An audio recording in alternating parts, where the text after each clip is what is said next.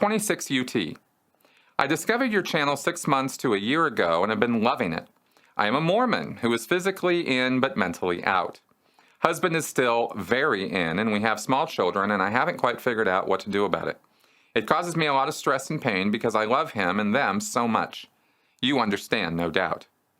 My question is, the Church of Jesus Christ of Latter-day Saints uses multiple fear tactics to keep people in. One of those being the very real fear of losing your family, which I understand to be similar, if not worse, within the Church of Scientology with its policy of disconnection. The other fear tactic that I was wondering if there is a counterpart in the Church of Scientology is that when you make covenants in the Church of Jesus Christ of Latter-day Saints, or even if you are simply obedient in keeping the commandments, you are promised certain protections and blessings. If you walk away from those promises and don't fulfill your end of the bargain, the idea is that you put yourself in Satan's power, and he will be able to tempt you, torment you, and as much as possess you, ultimately leading your soul away from God to destruction and damnation. Yikes. You sort of touched on this in the 3 Apostates video involving the abused woman who had to climb the stairs with the knives on them in order to leave her apartment. So forgive me if I'm being forgetful, but again, I was not sure if Scientology stayed pretty much on the you'll lose your family and your job and everything else temporal side of fear tactics, or if there's a spiritual side to Scientology's scare tactics for people considering leaving the Church of Scientology. Thank you very much for the question, and I really am sorry that you're in the position that you're in, and man, it's a rough one. So I hope that you are able to find some methods or success there in talking to your husband and maybe working some things out.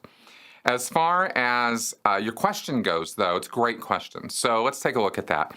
We've talked all about disconnection. We've talked all about physical abuses and stuff like that. And I have talked in the past about Scientology spiritual beliefs ad infinitum, right?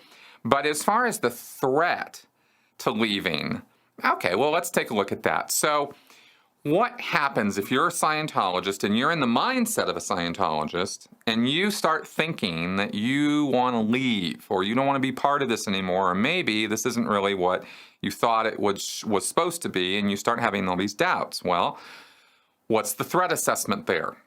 Well, it's a big one. Because Scientology, once you get fully indoctrinated into what it's really about and where they're trying to take you, the idea is that you as an immortal spiritual being are trapped here, and that this planet is a prison planet. And not just a prison planet for our bodies, but for us as spiritual entities. We're stuck here. We can't leave, we can't get out, we don't have freedom of movement throughout the galaxy sort of thing, right? We keep getting drawn back here.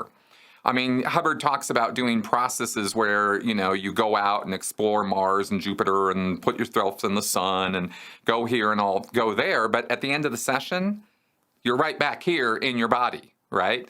There's no auditing process where you go do some grand tour of the universe and never come back. So you always have to come back, right? And you got to go and pick your body and take it back home and put it to sleep and all that. All right, so you get this idea, or you get this reality, the subjective reality that you're a spiritual entity, and you buy into that. And once you bought into that, that is an extremely powerful motivator, because now you're convinced that Hubbard was right about that, so he must be right about everything else.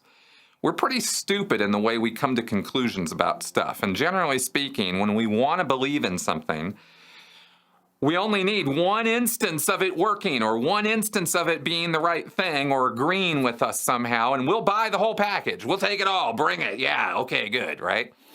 All right, so I just have to say these little comments sometimes.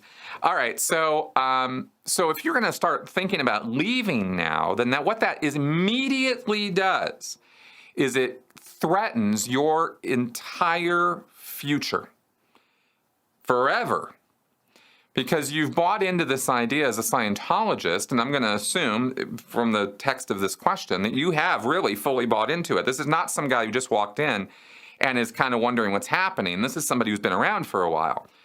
So now you're convinced that if you stop getting auditing, Scientology's form of counseling, and you stop moving up these levels of the Scientology grade chart to total freedom, that you're just going to slip back down over time. You're going to lose the gains of Scientology because you're going to get embroiled in all of the mess, the matter, energy, space, and time around you that traps you as a spiritual entity.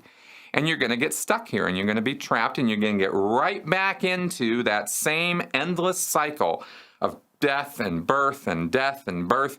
And you're going to be you're going to be an amnesiac because you're going to forget everything when you die and have a new body. And the whole thing, I mean, this is the thing that terrifies Scientologists, is that they're going to forget everything and they're going to have to start all over again, or they're not going to find Scientology again in their next life if they don't finish in this life, right? So finish getting up that bridge. So you want to get up that bridge to total freedom. And if you don't make it to the top, all the secrets are not revealed to you. I mean, OT8, the very highest level of Scientology's current bridge to total freedom, you can't go higher than OT8. The name of that level is Truth Revealed. So, you got to get all the way to the top before the full truth of everything is supposedly revealed to you.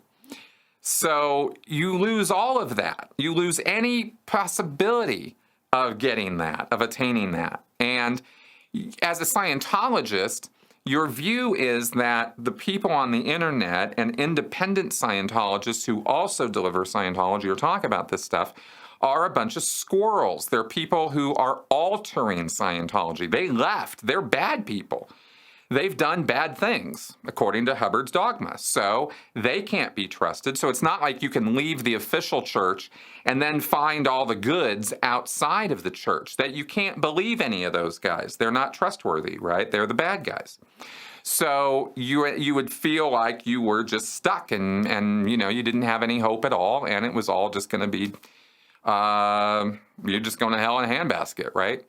You're dooming yourself to this eternity of what you've been through. All this Trillania is what you're going to continue to be. I think I get the point, right? So that's kind of how they look at it. And it generally tends to be pretty overwhelming, and it causes a lot of anxiety and a lot of stress on a person when they think that their future is nothing, that there's nothing to look forward to, nothing to have, or any of that, right? I mean, what's going through a person's head the day that they are incarcerated into prison for a life sentence? Right? Probably not a lot of good thoughts. Probably not a lot of happiness, right? I mean, they're facing the rest of they're going to go to a place and they're going to die there, and they're not going to have any freedoms, and they're not going to have any good times, and they're not going to have anything to look forward to. Pretty sucky, right? That's where Scientologists' heads are at when they start contemplating leaving Scientology. This is all the stuff they think about, by the way. They don't think about the disconnection and the getting declared and stuff unless there are familial ties or important personal ties that they have. But generally speaking, this is the first line of thinking that they're going to engage in before they're going to go on to the other stuff. So anyway, hope that helps clarify that. And again, I really do wish you the best of luck with your situation.